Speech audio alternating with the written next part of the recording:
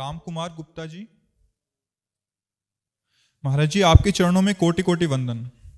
श्री सदगुरुदेव भगवान, आपकी कृपा से वृंदावन वास हो गया है। सदगुरुदेव भगवान, जैसे धाम वास मिल गया है, इस प्रकार इस अधम नीच पर कृपा करें जिससे भजन भी बन जाए।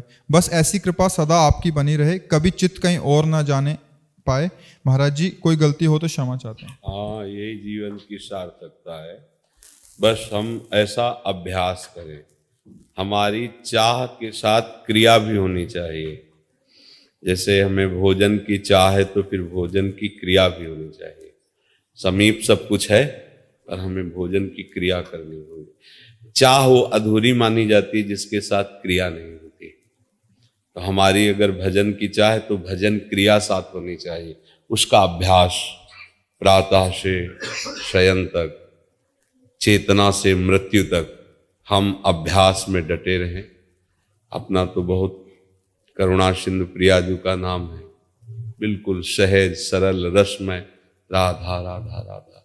जब मंत्र न चले, नाम न चले तो बस राधा राधा राधा राधा। हर समय श्वास श्वास में हम प्रयासरत रहें, सब बात बन जाएगी। तो चाह के साथ क्रिया होना अत्यंत आवश्यक है। जैसे भगवत मिलन की चाह है गोपीजनों को, देखो आप उनकी चेष्टाओं को देखो, सब जगह ढूंढ रही, वृक्षों से पूछ रही, उनकी चेष्टा देखो। फिर जब नहीं हुआ तो सबसे महामहिम चेष्टा शुरू हो गई, रोना, आलाप, जोर से चिल्ला के रोने लगी। उसी समय भगवान प्रकट हो गए। तो हम जैसे चाह के हमें श्री जी से मिलने की चाह है, तो उसके साथ आपकी चेष्टा भी जुड़ी होनी चाहिए। जैसे भूखा अन्न के लिए, प्यासा जल के लिए, ऐसे ही हमारी भूख प्यास प्रिया प्रीतम हो जाए, उनका सुमिरन हो जाए, बस फिर भजन न होए संग बिन, भजन बिना नहीं प्रेम, छिनहु भजन न छाड़िए, धरिए यह ध्रुव नेम। बिना भगवत प्रेमी महात्माओं के संग के निरंतर भजन नहीं हो सकता। वो सब बानक बन चुका है, आपको प्राप्त है। श्री धाम वृंदावन जैसा महामहिम धाम, और ये किशोरी किशोर की चरण दासता और उनका मंत्र नाम सब बानक बन गया है। अब हम ना बिगाड़ें, हम उनकी कृपा का आश्रय लेके चलते रहें। तो जो मांग है यही मांग होनी चाहिए हर उपासक के हृदय में। बहुत भाग्य है, बस बचते रहना रसिक जनों के अपराध से, जिससे आपकी बुद्धि वृंदावन धाम और नाम में सतत रत रहेगी। अगर कहीं नामदाता या नाम जापक रसिकों के प्रति अपराध बन जाए तो धाम भी कड़ुआ लगने लगेगा, धाम वास में भी अरुचि हो जाएगी, नाम भी नहीं चलेगा। तो इसलिए बस एक अपराध से सावधान होकर नाम जप करते हो। अन्य अपराधों का मार्जन नाम जब स्वयं ऐसे करता रहता है कि उपासक की सारी इच्छाएं का शमन हो जाता है, वो कुछ अच्छा नहीं लगता। फिर विषम लागता है सब, जितने यहां से लेके ब्रह्मलोक तक सब, बस यही लगने लगता है हमें प्रिया लाल चाहिए। ये सब बवाल नहीं, उसे सब बवाल नजर आने लगता है, सब प्रपंच नजर आने लगता है। खूब नाम जप करो। जय जय श्री हरि, जय जय श्री हरि।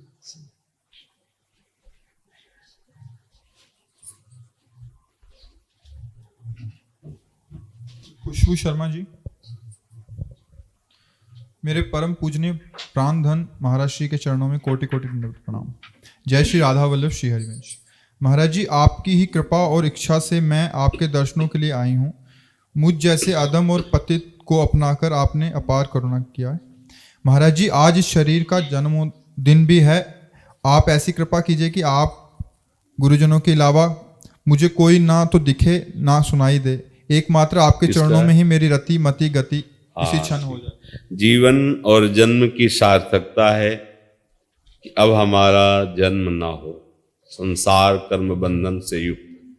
अब हमारा प्रियालाल की कृपा, प्रियालाल के चरण के आश्रित, प्रियालाल के नाम सुमिरन से युक्त, चाहे नरक में रहना पड़े तो हमें कोई भय नहीं, पर कर्म बंधन से युक्त अब हमारा जन्म ना हो। बस ये बात ध्यान रखना है, कर्म बंधन से युक्त नहीं, प्रियालाल के सुमिरन से युक्त, प्रियालाल के प्रेम से युक्त। तो नरक भी हमारे लिए दुखदायी नहीं रहेगा।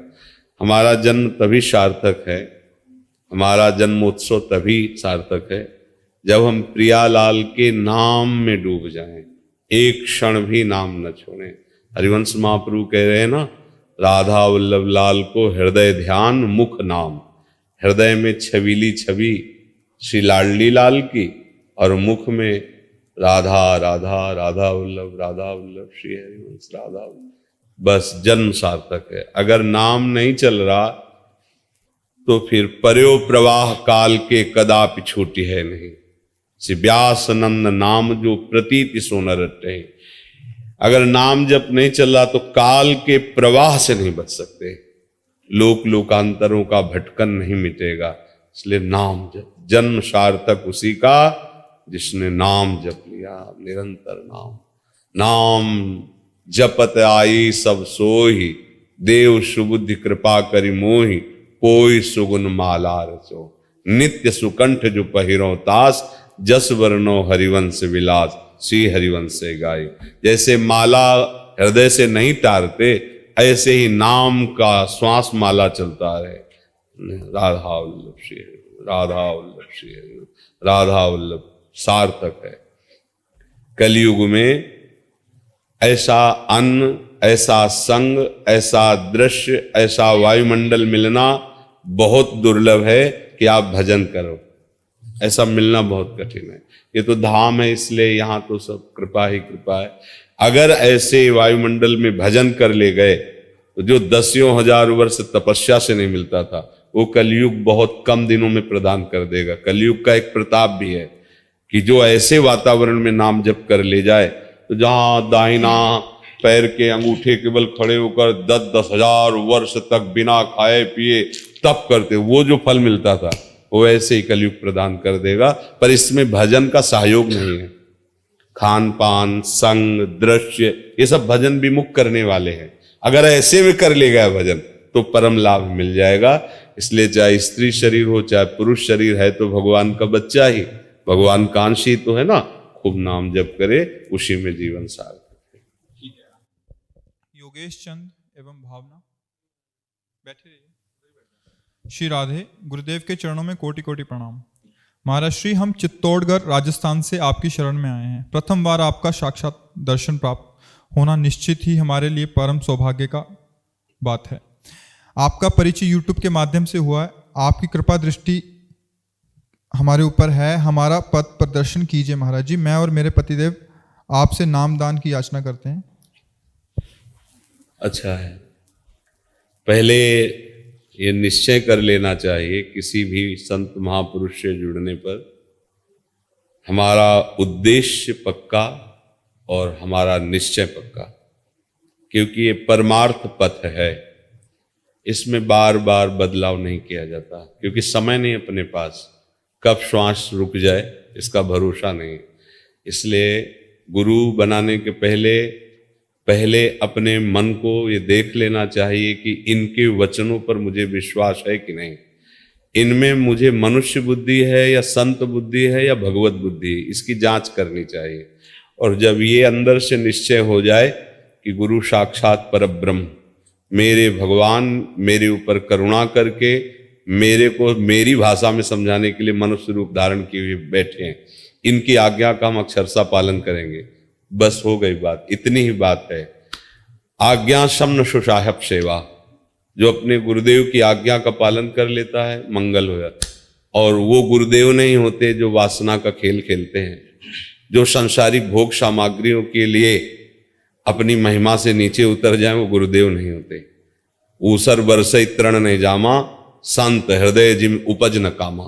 पहले खूब श्रद्धा और विश्वास कर ले, फिर किसी को गुरु बनाए। और जब गुरु बनाए तो फिर उनकी आज्ञा पर कोई प्रश्नवाचक चिन्ह नहीं होना चाहिए, और हृदय से पालन करे तो भगवान इसी जन्म में मिल जाएंगे, क्योंकि वो मिलने के लिए ही हमें मनुष्य जन्म दिया है। पर अगर तुम्हें सत्संग मिलता है तो कुसंग भी अपना प्रभाव दिखाने की कोशिश करेगा। आपकी निष्ठा, आपकी भावना इतनी सुरक्षित होनी चाहिए कि किसी का भी कुसंग का प्रभाव हमारे मन पर न पड़े। जो रहीम उत्तम प्रकृति का कर सकत कुसंग, चंदन विष व्यापत नहीं लपटे रहत भुजंग। चंदन में बड़े बड़े फणधारी सांप लिपटे रहते हैं शीतलता प्राप्त करने के लिए, लेकिन चंदन अपना शीतलता देता है, उसका दोष विष नहीं ग्रहण करता। ऐसे ही कुसंगी पुरुष अगर कभी हमारे पास बैठे तो उसका मंगल हो हम उसकी अमंगल भाषा, नास्तिक भाषा अपने मन में, अपनी श्रवणेंद्रिय में कभी ना बैठा लें। तो फिर गुरु आज्ञा का पालन करने में हमारा मन उत्साहित होकर चल पड़ेगा। जो चाहत है नित्य सुख, अरु मन को विश्राम, हित ध्रुव हित सो भजत रहो पल पल श्यामा श्याम। कह रहे हैं जो नित्य निरंतर सुख चाहते हो, कभी दुख में किंचन मात्र हमारा मन ना जाए, तो निरंतर पल पल जपते रहो श्यामा श्याम श्यामा श्याम, राधा वल्लभ श्री हरिवंश। इसी से मंगल हो जाएगा जी। राम कुमार महाराज जी, हृदय में लाडली निकुंज कैसे बनाएं? लाडली निकुंज तो है, पहले मानो फिर हो जाएगा। ये भक्ति की जो वृत्ति है और ज्ञान की जो वृत्ति है, उसमें अलग अलग भाव है। ज्ञान की वृत्ति में पहले जाना, फिर प्रतीति हुई, फिर विश्वास हुआ। भक्ति में पहले विश्वास पूर्वक मानो, श्रद्धा विश्वास पूर्वक मानो, फिर जान जाओगे। जो ज्ञान की आखिरी अवस्था है, भक्ति की वो प्रारंभिक अवस्था है। ज्ञानी जान करके मानता है, क्योंकि बुद्धि प्रदान होता है, और भक्त हृदय प्रदान होता है। वो मानकर जान जाता है। प्रभु को जब मानते हैं तो हम प्रभु को फिर जानने लगते हैं। ऐसे हम पहले ये माने कि मेरा हृदय नहीं है, ये लाडली जू का निकुंज है। पहले माने तो हम। अब लाडली जू के निकुंज की हमें सेवा मिली सोहनी लगाने की।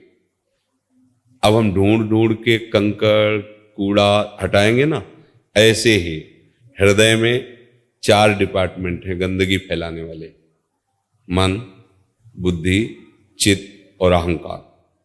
मन भोगों का संकल्प करता है, बुद्धि भोगों में सुख ऐसा निश्चय करती, चित्त भोगों का चिंतन करता, अहंकार स्वीकार करता, मैं भोगता हूं।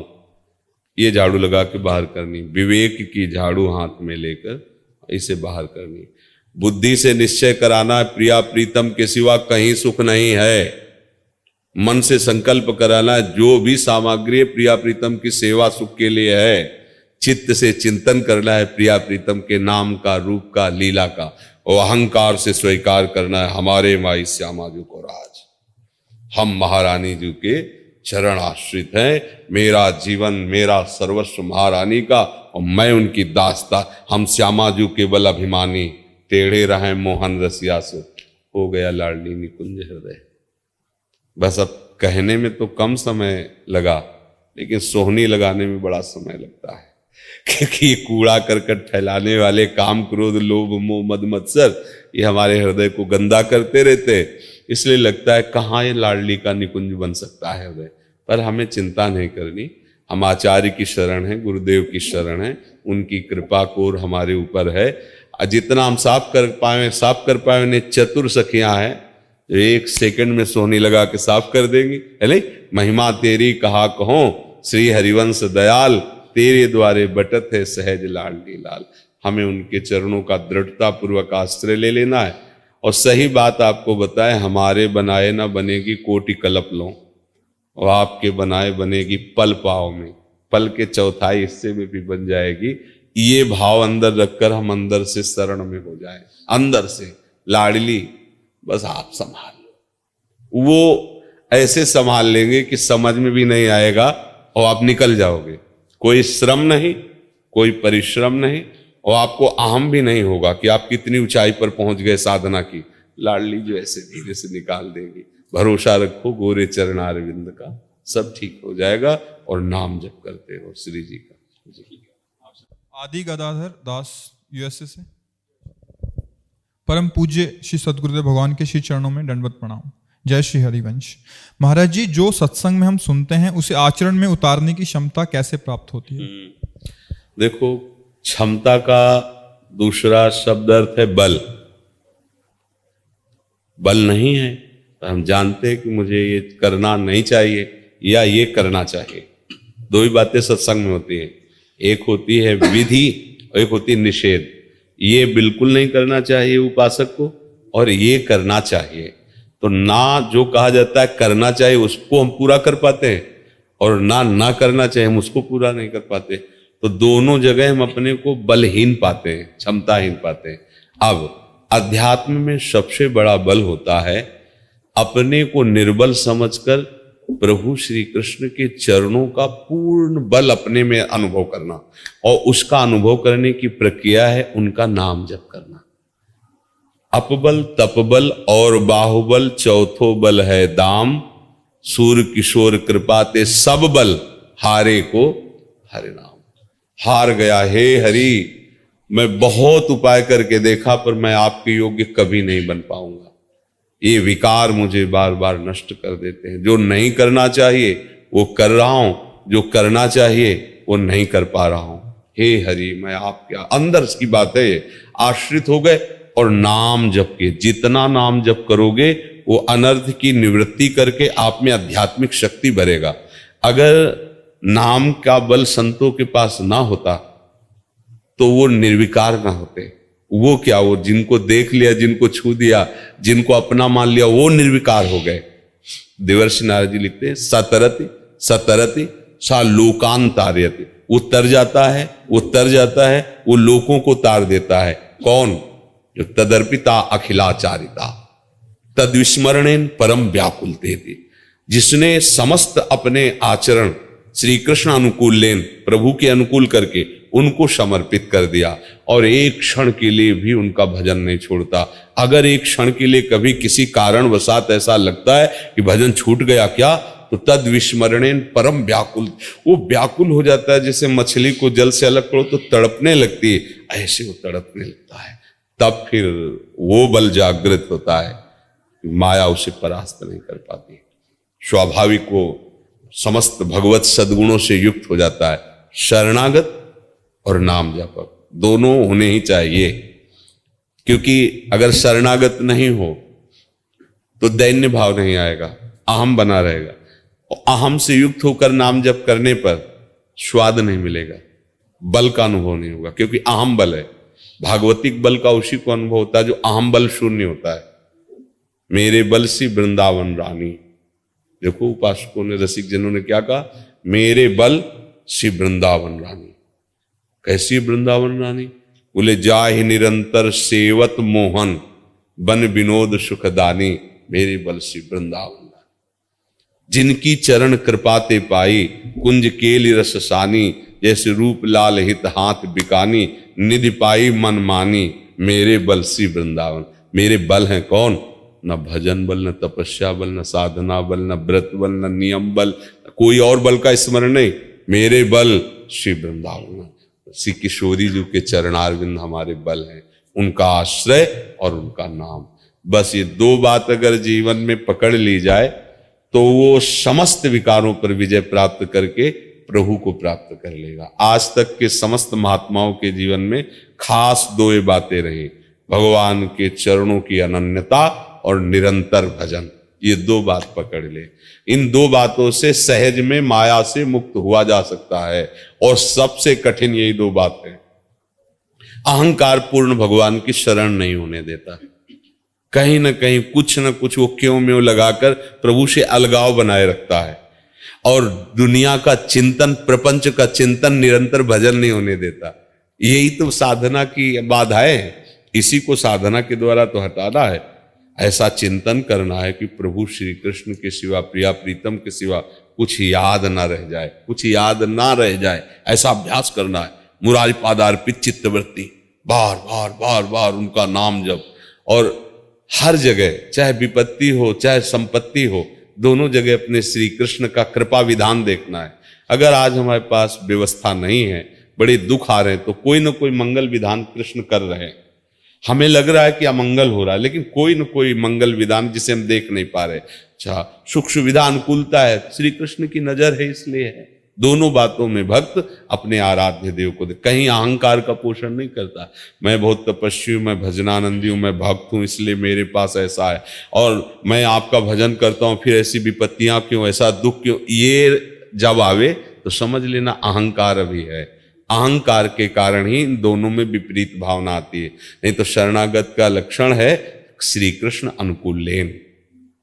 अगर अनुकूलता नहीं है तो फिर हमारी अभी शरणागति पुष्ट है। श्री कृष्ण अनुकूल, अपनी अनुकूलता नहीं, श्री कृष्ण अनुकूल लेन, प्रतिकूलस्य वर्जनम, उनके प्रतिकूल न सोच न चिंतन न आचरण, आनंद आ जाएगा।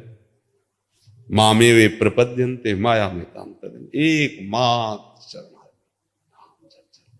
बस दुनिया की बात समझनी नहीं, अपनी बात किसी को समझानी नहीं, किसी की बात हमें समझनी नहीं, क्योंकि ऐसी समझ आती है कि ये सब फिर भूल जाओगे जो बात हो रही। कहे ना अपनी और सुने न किसी, हाँ, सुने न काहू की कही और कहे ना अपनी बात। नारायण वा रूप में मगन रहेगा, अपने अपने प्रभु से मतलब है। हाँ, अगर कोई पूछ रहा है कोई ऐसा, तो संतों से सुना, ऐसी बात ये मेरी बात है ऐसा ना कहे, अपना हम न पोषण कर, संतों से सुना है तो मानो स्वीकार करो, ना मानो ना स्वीकार करो, और कोशिश करे कि अपनी बात तब तक छुपाए रखे जब तक अपने ऊपर उसका रंग न चढ़ जाए। जैसे दूसरों को उपदेश करने की तभी बात लागू होती जब आपने खा लिया है, चख लिया है, स्वाद ले लिया, तो आप बोलो आपके स्वाद तो सुरक्षित है ना, वो घटेगा नहीं। अच्छा, स्वाद ही नहीं लिया और फिर हम दूसरे को वर्णन कर रहे हैं, तो एक तो बात वर्णन करने का अधिकार नहीं क्योंकि स्वाद ही नहीं लिया, और दूसरी बात सामने वाले पर रंग नहीं चढ़ेगा। रंग उसी का चढ़ता है जिसने इस मार्ग का स्वाद लिया है, तभी रंग चढ़ता है। तो दोनों बातें अपने दिमाग में बैठा लो, प्रभु की शरण में होकर प्रभु का निरंतर भजन, ये हमारे जीवन का लक्ष्य हो। हम किसी का कल्याण कर सकते हैं या किसी को उपदेश करते हैं, ये हमारी क्षमता नहीं। भक्तजन परस्पर भगवान की चर्चा करके आनंदित होते हैं, उसमें कोई छोटा बड़ा नहीं होता। जैसे हम आपसे चर्चा करें, आप प्रश्न करता हो, इधर से उत्तर होता, प्रश्न भी श्री कृष्ण कराने वाले और उत्तर भी श्री कृष्ण देने वाले, तो बोधयंता परस्परम, परस्पर जो चर्चा हो रही ये हमारी भक्ति का वर्धन करने वाली, आनंद करने वाली। ना प्रश्नकर्ता छोटा है ना उत्तर देने वाला बड़ा है, नहीं, दोनों के मुखों से प्रश्नकर्ता की भी हृदय में बैठकर वही और उत्तर देने वाले की भी हृदय में, ऐसे भक्त आनंद लेता है। वो ये नहीं समझता कि मैं उपदेष्टा हूं और ये थोड़ा हमसे कम इसलिए प्रश्न करता है और ये उपदेश को स्वीकार करेंगे। जहां ऐसी भावना आई तो फिर ये बात हट जाएगी, अमानिना मान देना, कीर्तनी या सदा हरि। और जहां मान आया बस परमार्थ गया, परमार्थ पकड़ भी नहीं आएगा। मान जिसके अंदर आ गया परमार्थ पकड़ में नहीं आता। अर्जुन सखा दास यूएसए से। हरे कृष्णा महाराज जी, आपके चरण कमलों में सादर प्रणाम। महाराज जी, मैं अमेरिका में रहता हूँ, ब्रज के बाहर सदा ब्रज का भाव कैसे बनाएं? जब हमारा भाव संबंध दृढ़ हो जाता है तो कहीं भी जाए, जैसे अगर आपका शरीर भारत देश में पैदा हुआ है तो आप कहीं भी जाओ, आपके अंदर एक ठसक रहेगी कि मैं भारत का हूं, रहेगी ना। इसके लिए कोई साधना तो करने की बात नहीं आई ना। कहीं भी जाओ, जहां कोई भारतीय अपना परिचय देते मिले, आप भारत, आप बिल्कुल नहीं जानते, उस प्रदेश में नहीं गए, उस व्यक्ति को नहीं, भारत, तो आप अमेरिका में अगर कोई आप भारतीय लगेगा ना। इसके लिए कोई साधना आपने नहीं की, क्या किया है? संबंध स्वीकार किया है। हम भारत देश में जन्म हुआ, हम भारतीय हैं, ये संबंध स्वीकार। अब इसी संबंध को पलटना है। हम श्री कृष्ण के हैं और श्री कृष्ण का लीलाधाम ब्रज है, तो हम ब्रज के हुए ना। जो श्री कृष्ण के हैं वो ब्रज के हैं। ब्रज, इसको जहां संबंध भाव से स्वीकार करोगे कि हम भूल चुके हैं, अन्य प्रांतों को, अन्य ग्राम को हम अपना जन्मदिन माना, अपना जन्म स्थान माना, अपना जन्म संबंध माना, ये हम तो श्री कृष्ण के थे, श्री कृष्ण के हैं, श्री कृष्ण के रहेंगे, इसमें कोई संशय? श्री कृष्ण के तो थे। अच्छा, श्री कृष्ण का ब्रज है, उन्हीं की तो ब्रज भूमि है, उन्हीं की तो लीला स्थली हुआ ना। जो हमारा प्रीतम है उसका घर हमारा घर हुआ, जो हमें सबसे ज्यादा प्यार करते रहे, जो हमारे सबसे ज्यादा स्नेही हैं, संबंधी हैं, वो हमारा घर है। ब्रज हमारे भगवान का घर, तो हमारा घर हुआ क्योंकि हम उनके दास है, क्योंकि हम उनके शरणागत हैं, हम उनके अंश हैं। जहां आप ये स्वीकार करोगे, फिर आप बाहर कहीं भी रहेंगे तो ब्रज से ऐसे गुप्त अपनापन रहेगा जैसे हम कभी ध्यान नहीं करते, कभी सीखते नहीं, कभी जपते नहीं, पर हम भारतवासी हैं, हमारे रोम रोम में ठसा है। तिरंगा देखते ही हृदय में हर्ष होगा। और ऐसे हम भारतवासी, ऐसे ही हम श्री कृष्ण उपासी हैं और ब्रजधाम हमारे प्रीतम का लीला भूमि है, इसलिए मेरी भी ब्रज भूमि है। मैं ब्रज का ही हूं, भूल गया हूं, संसार में आ गया हूं। कहीं भी रहो, संबंध स्वीकार करके फिर आप देखो, नाम जप करो, लीला गायन करो, भगवत चरित्रों को सुनो, तो आपको अपनापन होने लगेगा प्रभु से। प्रभु से अपनापन हुआ तो दूर देश में भी आप अपनी भावना में ही मगन रहेंगे।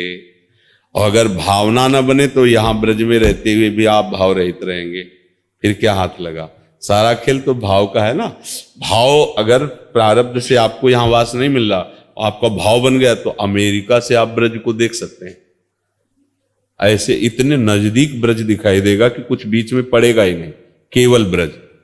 जैसे आप अमेरिका में हो, आप हमारा चिंतन करो तो बीच में कुछ नहीं नजर आएगा, बस हम सामने आए होंगे और आप होंगे। समझ में आ रहा है कि नहीं आ रहा? समझ में आ रहा है? ऐसे ही आपके सामने ब्रज होगा, घर बैठे ब्रज का दर्शन करो। अब यमुना जी पहुंच गए, अब गिरिराज जी पहुंच गए, अब बांके बिहारी पहुंच गए, अब राधा रमण जी पहुंच गए। आप देखते जाओ, आपके सामने सीन चल रही। इसी को तो चिंतन कहते हैं। धीरे धीरे चिदानंद में चिंतन होने लगेगा, महात्मा हो गए, भगवत लीलाओं में प्रवेश हो गया। ये संबंध से होता है, स्वीकृति से होता है। तो खूब नाम जप करो, लीला गायन करो, और ये संबंध हृदय से स्वीकार करो, मैं प्रभु का हूं। तो प्रभु के धाम, नाम, रूप, लीला सब हमारे हुए, हमारे प्राण प्रिय वस्तु, हमारा परम धन ये ब्रज धाम है। ब्रजेंद्र नंदन की लीलाएं हैं, उनका नाम है, उनके गुण हैं, इसी से अपनापन हो जाएगा। नंद कुमार दास जी, आपका। हरे कृष्णा महाराज जी। महाराज जी, मेरा प्रथम मुलाकात आपसे हुआ है, दंडवत प्रणाम। महाराज जी, यही जीवन में वैकुंठ धाम की प्राप्ति का क्या उपाय है? चिंतन सबसे बड़ी बात है। अन्य कोई क्रियाओं के द्वारा भगवत धामों की प्राप्ति की बात नहीं है। गीता गायक भगवान श्री कृष्णचंद्र जो इस पर बहुत जोर देते हैं, वो कह रहे हैं, अनन्य चेता सततम यो माम स्मरति नित्यशः तस्याहम सुलभा पार्थ नित्य युक्त योगिना। जो मेरा अनन्य चित्त होकर सदैव मेरा चिंतन करता रहता है, उसके लिए मैं सुलभ हो जाता हूं, प्रभु कह रहे हैं। तो जब प्रभु सुलभ हो गए तो उनका धाम सुलभ हो गया, उनकी लीला सुलभ हो गई, उनका रूप सुलभ हो गया, क्योंकि वही एक ही हैं, वही एक ही धाम बने हुए हैं, वही एक ही धामी हैं, वही धाम में लीला का विस्तार किए हुए हैं, और उन्हीं के नाम का गुणगान संत जन करते रहते हैं। अनन्य चेता, समस्या है अन्य हमारे चित्त में बस गया है। शरीर भाव, शरीर संबंध, भोग, शरीर संबंध, रिश्ते नाते। अब जब तक ये रहेगा तब तक तो बात नहीं बनेगी। इसको हटाओ, ऐसा अभ्यास करो कि चित्त केवल गोविंद के चरणों में ही लगे रहे। मुरारी पादार्पित चित्तवृत्ति, सब भूल जाओ। भगवत धाम का प्राप्त करने का जो भाव है, वो जब तक भगवत भाव में नहीं आओगे तब तक बात नहीं बनेगी। भगवत भाव, इस शरीर और शरीर की क्रियाओं से कोई भगवत धाम नहीं जाता। भगवत चिंतन, जितना गाढ़ चिंतन होता है, आपको जीते जी अनुभव हो जाएगा कि आप धाम में हो। चाहे जो धाम का भाव रखो, वो सब भगवत धाम है, जीते जी अनुभव हो जाएगा। इस शरीर में रहते हुए आपको अनुभव हो जाएगा कि हमारा धाम में प्रवेश हो गया। इसलिए खूब नाम जप करो, लीला गायन करो, चिंतन बचाओ। शरीर का चिंतन, भोगों का चिंतन, शरीर संबंधियों का चिंतन, इससे बचत करो। जितना आप इससे बचोगे उतने उन्नति होगी, और जितना इसका चिंतन करोगे उतने अवनति होगी। समझ गए?